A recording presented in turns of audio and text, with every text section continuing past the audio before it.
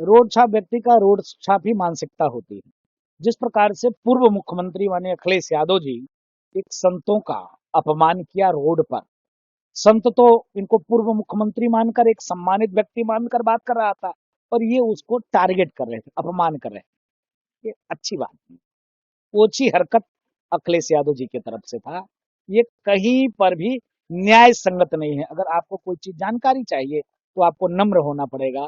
अगर आपको संवाद करना है तो आपको प्यार से बात करना पड़ेगा। आपने कहा आपका रास्ता अलग, मेरा रास्ता अलग। स्वाभाविक है, उनका रास्ता अलग है और आपका रास्ता अलग है। वो एक हिंदू धर्म गुरु है, सनातन प्रचारक है, और आप एक राजनीतिक व्यक्ति हो।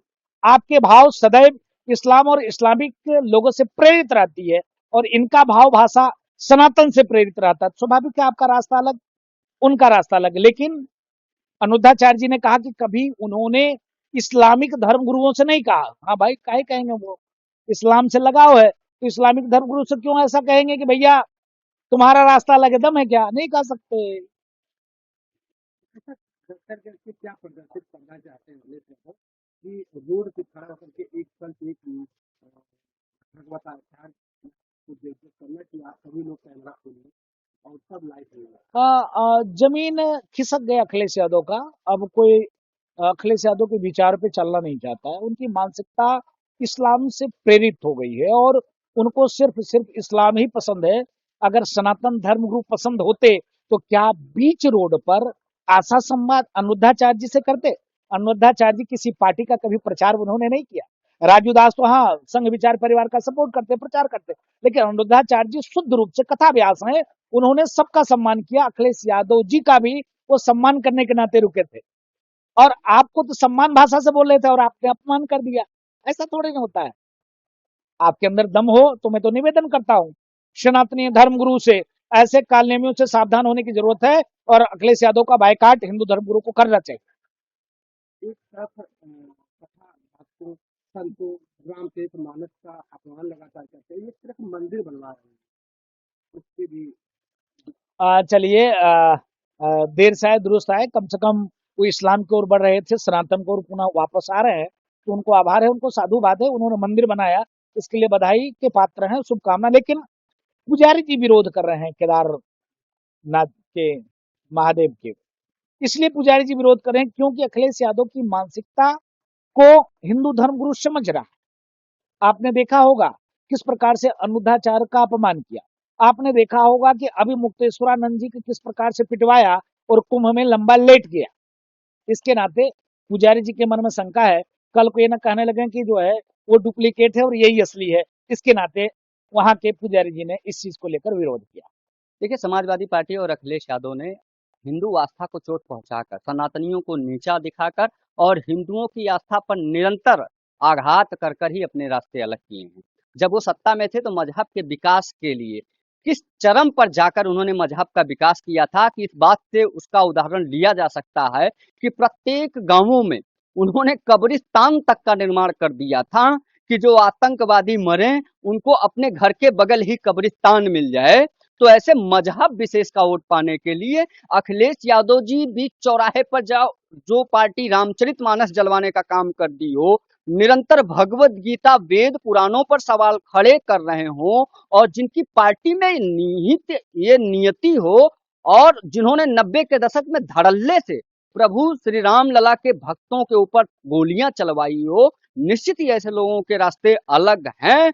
और इसीलिए चाहे वो अनिरुद्धाचार्य जी हों, चाहे वो धीरेन्द्र कृष्ण शास्त्री हों, चाहे हमारे पूज्य धर्मगुरु पंडित पुरोहित आचार्य हों, उनको अपमानित करने के लिए और हिंदुओं में फूट डालने के लिए निरंतर एक कुठाराघात करने का काम करते हैं। और आज हम ये कह सकते हैं स्वतंत्र रूप से हिंदू धर्म गुरु होने के नाते अयोध्या से मैं दिवाकराचार्य महाराज अखिलेश यादव जी से विनम्रता पूर्वक निवेदन करता हूं, आग्रह करता हूं कि वो अपने रास्ते सिर्फ राजनीति के लिए ही नहीं, सार्वजनिक रूप से अलग कर लें और किसी भी मत मजहब मतांतर में जाकर अपना धर्मांतरण करवा लें, और वो उसी में खुश रहें। और एक वोट को साधने के लिए जितना कार्य करना हो, चाहे वो हिंदू विरोधी गतिविधि करें या किसी धर्म गुरु को प्रताड़ित करें और उनको अपमानित करें, हमें तब उतनी पीड़ा नहीं होगी जितनी पीड़ा अब होती है जबकि वो अखिलेश यादव हैं, एक यदुवंशी ऐसा एक हिंदू धर्म के साथ करता है, ऐसा एक हिंदू धर्म गुरु के साथ करता है,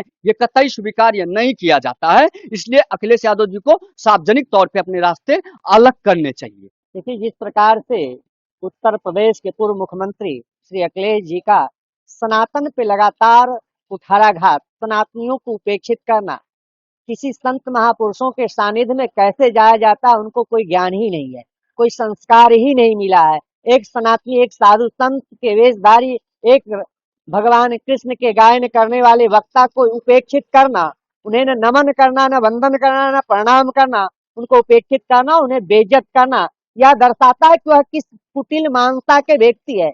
वह शुद्ध काल नेमी के रूप धारण करके और सनातनियों के ऊपर कुठाराघात करना, इस प्रकार से कहता है कि मुझे आप अपने रास्ते और मैं अपने रास्ते। आप किसी अन्य मजहबी को ऐसे बोल करके तो देखिए, क्योंकि आपका वोट बैंक की राजनीति करने वाले, सस्ती लोकप्रियता हासिल करने वाले लोग हो।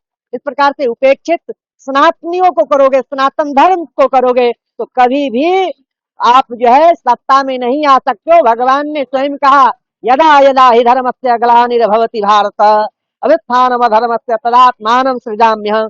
जब जब होई धर्म के हानि, बाढ़ असुर अधम अभिमानी, तब तब प्रभु धरि विविध शरीरा, हरहि कृपा निधि सज्जन पीड़ा। ऐसे काल नेमियों को संहार के लिए भगवान स्वयं जो है भगवान का प्राकट्य होता है। ऐसे कुत्सित विचार के लोग, ऐसे दूषित मानसिकता के लोगों को मैं संपूर्ण जनमानस से निवेदन करूंगा कि ऐसे विचारधारा के लोगों को बहिष्कृत करना चाहिए। ये सनातन धर्म पर ही कुठाराघात करने का काम करते हैं। कभी सनातनियों को गाली देंगे, कभी गौशाले में इन्हें बदबू नजर आएगा, कभी संतों को कहेंगे आपके अपने रास्ते मेरे अपने रास्ते। बताओ, भारत में रहोगे, भारत की सनातन संस्कृति के प्रतिरोध करोगे, उसका बहिष्कृत करोगे, तो ऐसे बहिष्कृत लोगों को ही बहिष्कार करना चाहिए। मैं संपूर्ण जनमानस और साधु संतों से मांग करूंगा कि ऐसे ओछी मानसिकता के लोगों को बहिष्कृत करना चाहिए, अखिलेश जी को बहिष्कृत करना चाहिए। इन्हें भारत की सनातन संस्कृति का थोड़ा सा भी अनुभव नहीं है, कोई ज्ञान नहीं है, इसलिए ऐसे अमर्यादित व्यक्ति को अपने समाज में रखना ही गुनाह है। ऐसे व्यक्तियों को उपेक्षित करना चाहिए और बहिष्कार करना चाहिए।